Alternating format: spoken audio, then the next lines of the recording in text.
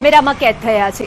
ગટરનું પાણી તો ઉભરાતું હતું, પરંતુ કલરવાળું પાણી એટલે કેમિકલવાળું પાણી અત્યારે રસ્તાઓ પર પ્રસરી રહ્યું છે। આ સીધું લોકોના આરોગ્ય સાથે પણ સીધી અસર કરે તેમ છે। એસએમસીની કામગીરી ક્યાં છે?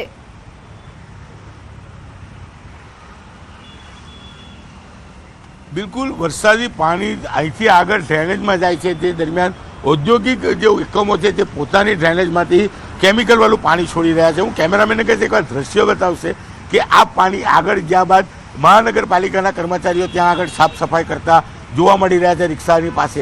એટલે કે કેમિકલનું પાણી વરસાદી પાણી ડ્રેનેજમાં જાય છે, પણ આ પાણી એસિડિક હોય છે કે જેને લઈને ચામડીના રોગો થવાની શક્યતા હોય છે। ભૂતકાળમાં પણ આ જ પ્રકારે ચોમાસામાં પાણી છોડવાને લઈને ઘણા વિવાદ થયા હતા। ઉદ્યોગો પર લગામ રાખવામાં આવી હતી, જીપીસીબીએ નોટિસ આપી હતી, આ ઉદ્યોગોને સીલ કરવામાં આવ્યા હતા।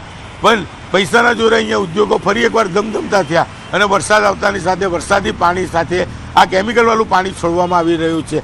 ચોક્કસ તંત્ર અહીંયા આ ખાડા કાન કરી રહી છે। પ્રી મોન્સૂનની કામગીરીમાં તો વેટ ઉતારી છે, પણ ચોમાસા દરમિયાન આવા ઔદ્યોગિક લોકો જે રીતે કેમિકલવાળું પાણી છોડતા હોય છે, જેને લઈને ચોક્કસપણે લોકોના આરોગ્ય સાથે ખૂબ જ મોટી ચેડા કરવામાં આવે છે, પણ તંત્રને તો આની કોઈ વાત ખ્યાલ જ નથી, કોઈ વસ્તુ સમજવા તૈયાર નથી અને આનો સીધો ફાયદો ઉદ્યોગોવાળા ઉચકે છે। એટલે કે વરસાદી પાણી અને ઉદ્યોગનું પાણી બંને પાણી ભેગા થતાં જ આ રોડ ઉપર કેટલા કલાકોથી ટ્રાફિક જામ હતો, હવે પાણી ઉતરી રહ્યા છે અને ફરી એક વખત વાહન વ્યવહાર રાબેતા મુજબ થયો છે।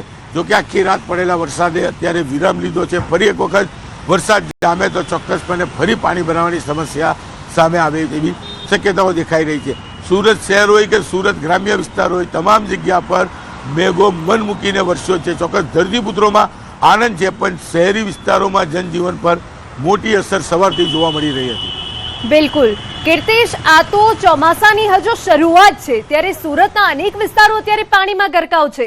આટલી બેઠકોનો મતલબ શું છે તો પછી?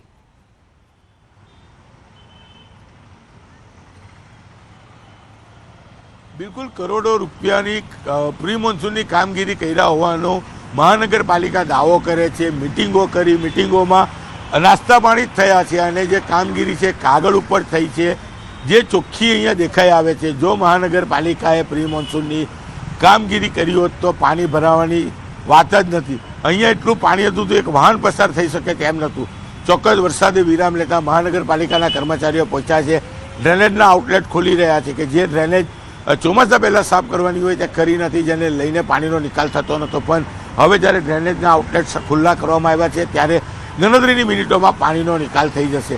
ચોક્કસ મહાનગરપાલિકાએ કરોડો રૂપિયા ખર્ચ્યા છે, બેઠકો કરી છે, બેઠકોમાં નાસ્તા જ કર્યા છે, કામગીરી નથી કરી છે।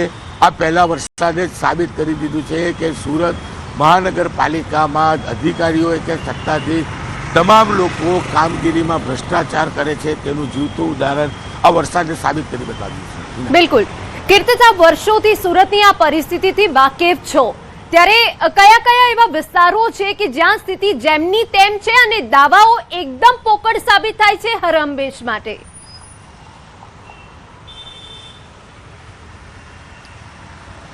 બિલકુલ એના સુરતના ઉધના લિંબાયતને જોડતો અંડરપાસ હોય, ઉધના નવાગામ ડિંડોલીને જોડતો ભીમનગરનું ગન્નાળું હોય કે પછી લિંબાયત વિસ્તાર હોય, પર્વતપાટિયા વિસ્તાર હોય, વરાછા વિસ્તાર હોય, જહાંગીરપુરા વિસ્તાર હોય કે ઉધના મેઇન રોડ હોય, ભલે અહીંયા ડેવલપ ઘણું થયું છે, સિમેન્ટના રોડો બન્યા છે, પણ ચોમાસામાં થોડો પણ વરસાદ પડે એટલે અહીંયા પાણી ભરાવાની સમસ્યા વર્ષોથી જોવા મળી રહી છે।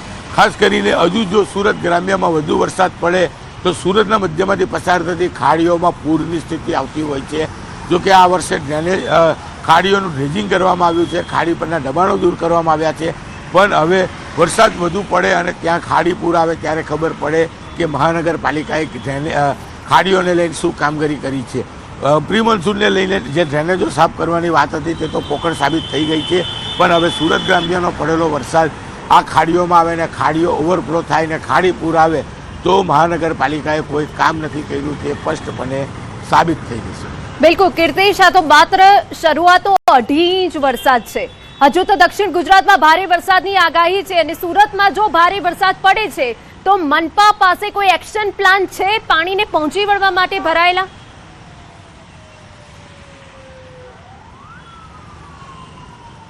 બિલકુલ મનપાએ વરસાદનો નિકાલ કરવા માટે પ્રી મોન્સૂનની કામગીરી કરી એક જ એક્શન પ્લાન છે, એના સિવાય તેમની પાસે કોઈ પ્લાન નથી. અને જ્યારે ભારે વરસાદ પડે ત્યારે તેમની પાસે ચોક્કસ પ્લાન નથી હોતો, પણ એક જવાબ હોય છે કે અમારી ડ્રેનેજ લાઇન એવી છે કે જે વરસાદમાં 1 ઇંચ 2 ઇંચ પડે તો પાણી લઈ શકે, પણ એક સામટો 5 ઇંચ પડે તો 2 ઇંચ જ પાણી ડ્રેનેજ લેશે, 3 ઇંચ પાણી તો રસ્તા પર જ રહેશે. એટલે કે વરસાદ વધુ પડ્યો છે અમારી ક્ષમતા કરતાં.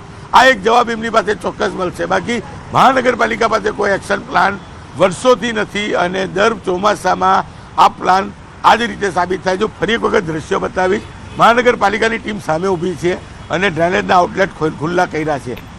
જો આ જ વસ્તુ ચોમાસા પહેલાં કર્યું હોત તો આ રોડ પર પાણી જ ના ભરાત, પણ મહાનગરપાલિકાને પ્રી મોન્સૂનના નામે કરોડો રૂપિયાનો ખર્ચો બતાવી દીધો અને હવે જ્યારે પાણી ભરાયું છે ત્યારે પાણી નિકાલ કરવા માટે પણ ખર્ચો બતાવવામાં આવશે. એટલે કે મહાનગરપાલિકા પાસે એક્શન પ્લાન ખર્ચાના છે, બાકી પાણીનો નિકાલ થાય તેવા કોઈ પ્લાન નથી. જો વધુ વરસાદ પડે તો સ્થિતિ સુરતની દૈનિક બને, એમાં કોઈ બેમત નથી. હીરા, બિલકુલ કીર્તિશ, જે કેમેરામાં દ્રશ્યો કેદ થયા છે એ પણ ચોંકાવનારા છે, કેમ કે મોડી રાતનો વરસાદ સવારે તો ધીમો થઈ ગયો હતો, પરંતુ મનપાના જે કર્મચારીઓ કહી શકાય કે જે આ પાછળ દ્રશ્યો બતાવી રહ્યા હતા, જે ડ્રેનેજના સફાઈ કર્મી છે હવે આવ્યા છે, ત્યારે આ સ્થિતિ ખૂબ ગંભીર છે. કીર્તિશ,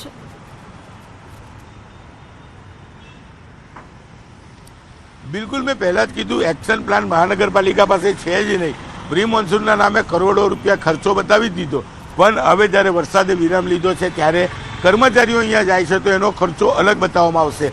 પ્રી મોન્સૂનના નામે કામગીરી નથી. હું એક દ્રશ્ય પાછળના બતાવવાનો પ્રયાસ કરી કે આગળથી પાણી આવી રહ્યું છે અને બાજુમાં જે ડ્રેનેજ છે ડ્રેનેજમાંથી કેમિકલવાળું પાણી આવી રહ્યું છે.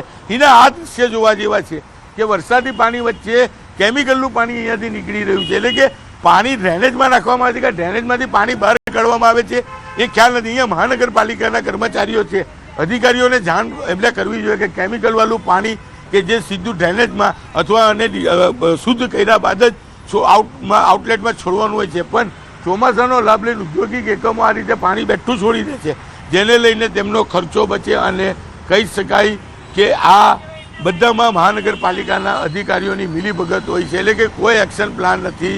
વરસાદમાં પાણી ભરાય તો ઉદ્યોગોને આવો જ ફાયદો થતો હોય છે અને આવું પાણી લોકોના સ્વાસ્થ્ય માટે, આરોગ્ય માટે ખૂબ જ નુકસાનકારક હોય છે.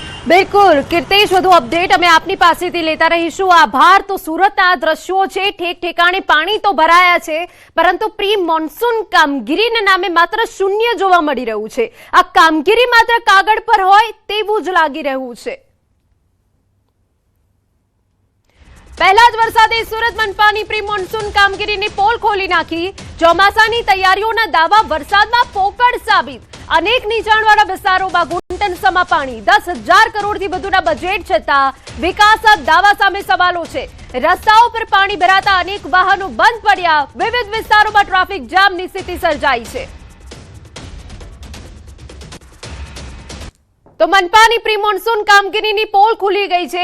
આપ જોઈ શકો છો આ દ્રશ્યો. જાહેર રસ્તા પર પાણી ભરાઈ ગયા છે, જેના કારણે વાહનોને તો પસાર થવામાં મુશ્કેલી પડી જ રહી છે, પરંતુ વરસાદી પાણી જે ભરાયા છે તેના કારણે ટ્રાફિક જામની સ્થિતિનો સામનો પણ વાહન ચાલકોએ કરવાનો વારો આવ્યો છે. આપને જણાવી દઈએ કે હજુ પણ આગામી દિવસોમાં દક્ષિણ ગુજરાતમાં અને સુરતમાં વરસાદ પડી શકે છે. તે વચ્ચે જો માત્ર 2.5 ઇંચ વરસાદમાં સુરતની આ હાલત છે તો આવનારા દિવસોમાં સુરતના હાલ બેહાલ થઈ શકે છે. આ એક તસવીર અમે આપને બતાવીએ કે જ્યાં ભારે વરસાદના કારણે ઝાડ ધરાશાયી થયું. વરાછાના ઈશ્વર કૃપા સોસાયટીની આ ઘટના છે. જાણ થતા કોર્પોરેટર સ્થળ પર પહોંચ્યા. ફાયર બ્રિગેડે તાત્કાલિક કાર્યવાહી કરી. ફાયર બ્રિગેડે રસ્તા પરથી ઝાડ હટાવ્યું. સદનસીબે ઘટનામાં કોઈ જાનહાનિ નથી થઈ.